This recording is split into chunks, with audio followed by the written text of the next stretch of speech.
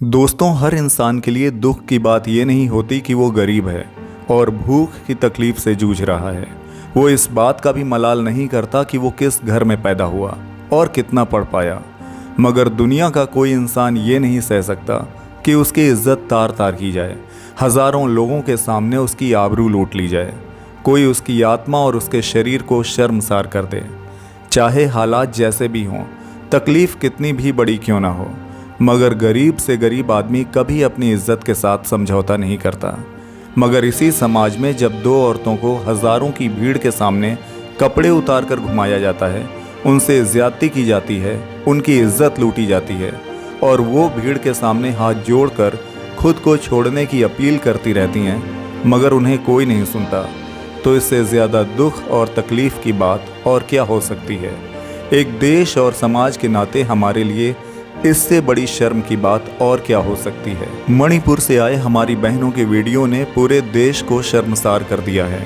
हम 3 महीनों से सुन रहे थे कि मणिपुर में हिंसा हो रही है, लोग मारे जा रहे हैं और उनके घर जलाए जा रहे हैं, लेकिन देश की मीडिया और हुक्मरानों ने उस पर कोई ध्यान नहीं दिया, उनके कान पर जूं तक नहीं रेंगी।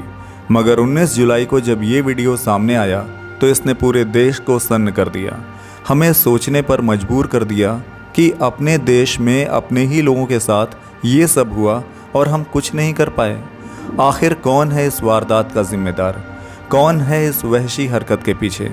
आखिर क्यों वहाँ की सरकार और पुलिस इतनी अपाहिज बनी रही कि अपनी ही बेटियों को नहीं बचा पाई? और देश का मीडिया इतना सोया हुआ कैसे हो सकता है कि वो पाकिस्तान से आई सीमा हैदर की तो सारी कुंडली खंगाल डाले, लेकिन 4 मई को हुई एक खौफनाक घटना का उसे तब तक पता नहीं चलता जब तक कि उसका वीडियो सामने नहीं आया। दोस्तों, आज के इस वीडियो में हम मणिपुर की इस घटना के बारे में बात करेंगे और ये समझने की कोशिश करेंगे आखिर क्यों पिछले 3 महीनों से मणिपुर में हिंसा रुकने का नाम नहीं ले रही है।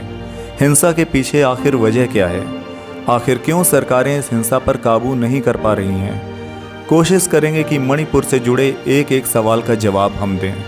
ये वीडियो अगर आपको सही लगे तो अपने दोस्तों से इसे ज़रूर शेयर करना। दोस्तों, इससे पहले कि मैं 3 महीने से फैली मणिपुर हिंसा की बात करूं और हिंसा को रोक पाने में राज्य और केंद्र सरकार की नाकामी का जिक्र करूं, मैं चाहूँगा कि आपसे मणिपुर की प्रॉब्लम से जुड़ी कुछ ज़रूरी बातें शेयर करूँ ताकि आप बेहतर तरीके से इस मुद्दे को समझ पाएँ। तो बात यह है कि मणिपुर स्टेट में आमतौर पर सिर्फ 3 जातियाँ हैं। एक तरफ मैतेई जो हिंदू हैं, इनकी राज्य में आबादी तकरीबन 55 से 60% है, जिन्हें आज़ादी के बाद अनुसूचित जाति का दर्जा दिया गया।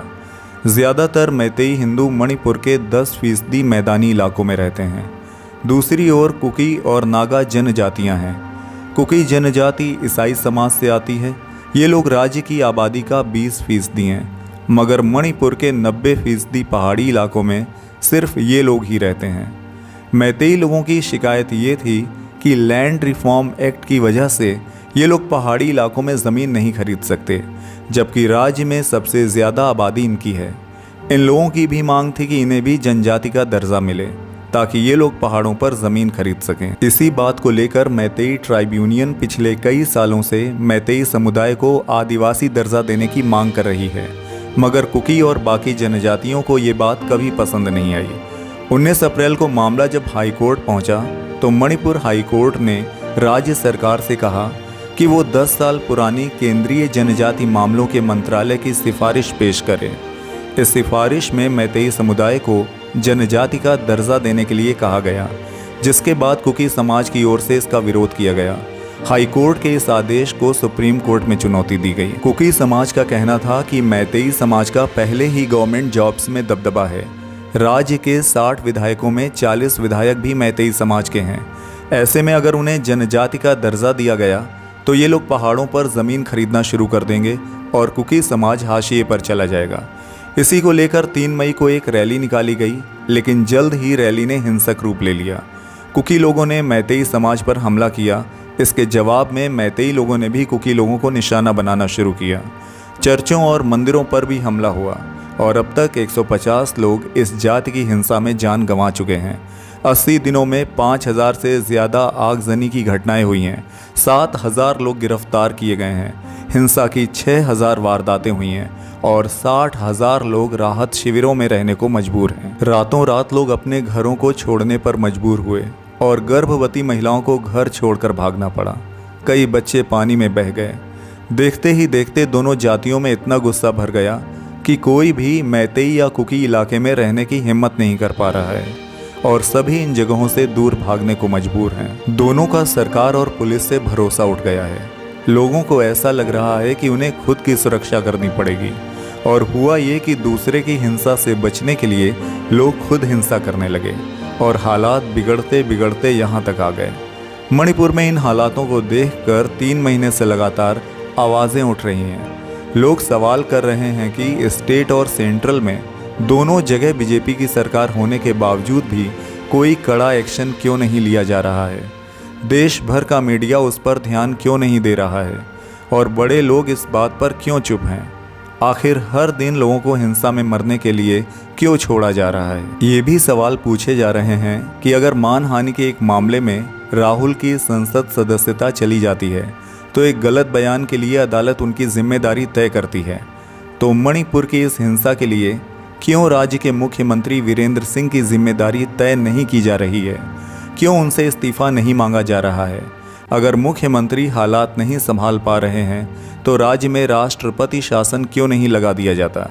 मगर इन 3 महीनों में इनमें से किसी भी सवाल का कोई जवाब नहीं मिला। लेकिन 19 जुलाई को एक ऐसा वीडियो सामने आया जिसने सबको बोलने पर मजबूर कर दिया। ये वीडियो 19 जुलाई को ज़रूर सामने आया, मगर ये घटना 4 मई की बताई जा रही है। इंडियन एक्सप्रेस के पब्लिश रिपोर्ट में घटना से जुड़ी एफआईआर की डिटेल दी गई है। एफआईआर के मुताबिक थौबल जिले में 800 से 1000 लोगों ने अनजाने लोगों के घरों पे हमला किया। भयानक भीड़ की वजह से लोग अपने घरों से भाग रहे थे। इसी भीड़ में 2 महिलाएं और एक युवा महिला अपने पिता और भाई के साथ जंगल की तरफ भाग जाती है। पुलिस जैसे तैसे इन्हें बचाने में कामयाब हो जाती है, मगर तभी भीड़ पुलिस पे हमला करके इन लोगों को पुलिस की कस्टडी से छुड़ा लेती है। इस दौरान जब लड़की के पिता हमले का विरोध करते हैं तो उन्हें वहीं गोली मार दी जाती है। 3 महिलाओं के कपड़े उतार कर उन्हें चलने के लिए बोला जाता है, जिसमें से एक 20 साल की लड़की के साथ गलत काम किया जाता है। उसका भाई जब विरोध करता है तो उसके भाई की भी हत्या कर दी जाती है। सच में ये सब सुनकर सिर शर्म से झुक जाता है, मगर उससे भी ज़्यादा शर्म की बात यह है कि ये घटना 4 मई की है, जबकि 2 हफ्ते बाद 18 मई को कांग पोक्सी जिले में 0 एफआईआर दर्ज कराई गई और 2.5 महीने के बाद इस मामले में पहली बार गिरफ्तारी तब हुई जब घटना का वीडियो वायरल हुआ। दोस्तों, भीड़ कितनी भी हिंसक और अराजक क्यों ना हो, लेकिन अगर सरकार चाहे ऐसा हो ही नहीं सकता कि उस हिंसक भीड़ पर काबू ना पाया जा सके। कश्मीर का एग्जाम्पल हमारे सामने है। मणिपुर में तो स्थानीय जातियां एक दूसरे के खिलाफ हैं। कश्मीर में तो सुरक्षा एजेंसियां ही भीड़ के निशाने पर थीं। हिंसक भीड़ में छिपे आतंकियों का पता लगाना भी मुश्किल था। कौन कहां से अटैक कर दे ये पता लगाना भी मुश्किल था। ऐसे माहौल के बावजूद अगर भारत सरकार कश्मीर से धारा 370 हटा देती है, वहां हिंसा भी नहीं होने देती और कश्मीर धीरे धीरे नॉर्मल हो जाता है, तो मणिपुर में हम वो काम क्यों नहीं कर पाए? जो पुलिस और अर्धसैनिक बल कश्मीर जैसी जगह पे कारगर हो सकते हैं, वो मणिपुर में कैसे फेल हो गए? इससे साफ लगता है कि इस हिंसा को रोकने की शायद ईमानदार कोशिश नहीं की गई। शायद एजेंसियों ने अपना काम ईमानदारी से नहीं किया, वरना ऐसे कैसे हो सकता है कि हिंसक भीड़ पुलिस की कस्टडी से लड़कियों को छुड़ाकर उनके साथ ज्यादती कर जाए, उनकी इज्जत तार तार कर दे, लोगों के कत्ल हो जाएं और पुलिस कुछ भी ना कर पाए। हैरानी ये है कि 3 महीने से मणिपुर जल रहा है, मगर नेशनल मीडिया ने भी उस तरफ वैसा ध्यान नहीं दिया। मणिपुर की हिंसा पर वैसी डिबेट्स क्यों नहीं की गई जैसी पॉलिटिक्स और सीमा हैदर जैसे मुद्दों पर होती है? क्यों नहीं इस मामले पर नेताओं को कटघरे में खड़ा किया गया? आखिर क्यों अपने लोगों को अपने देश में अपने ही लोगों के खिलाफ लड़ने के लिए खुला छोड़ दिया गया? और आखिर क्यों कुछ लोगों ने इस पर बोलने की ज़रूरत नहीं समझी? सच में मणिपुर, आज हम सब शर्मिंदा हैं, क्योंकि हम तुम्हारे साथ वैसे खड़े नहीं हो पाए जैसे होना चाहिए था। हम गुनहगार हैं क्योंकि हमने तुम्हारी वैसी परवाह नहीं की जैसी करनी चाहिए थी। और मणिपुर की बहनों, हम सच में शर्मसार हैं कि तुम्हारे साथ वो हरगिज़ नहीं होना चाहिए था।